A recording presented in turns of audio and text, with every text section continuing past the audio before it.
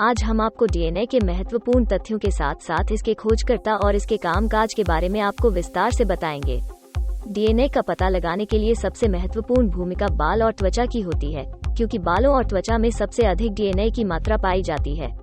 आज के दौर में जिस तरह से विज्ञान तरक्की कर रहा है, प्रत्येक दिन किसी न किसी क्षेत्र में कोई न कोई नई खोज करता रहता है। इन्हीं में से एक खोज डीएनए भी है, जो कि मनुष्य के शरीर में से सबसे जरूरी अणुओं में से है।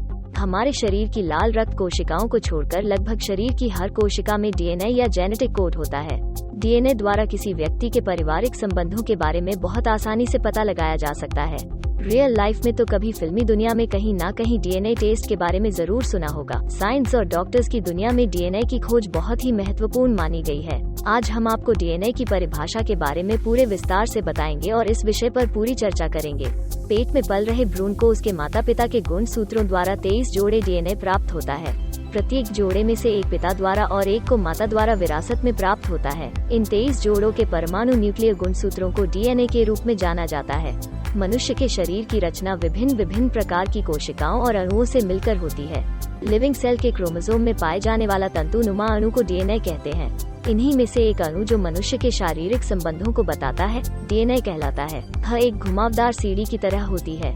डीएनए टेस्ट द्वारा किसी इंसान के परिवार और वंश के बारे में आसानी से पता लगाया जा सकता है, क्योंकि डीएनए में जेनेटिक्स गुण पाए जाते हैं।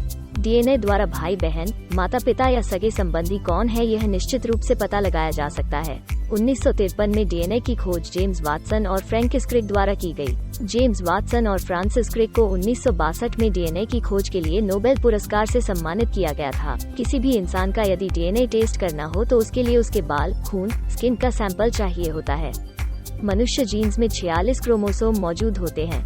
यह जेनेटिक जीन्स होते हैं जो पीढ़ी दर पीढ़ी आगे ट्रांसफर होते रहते हैं।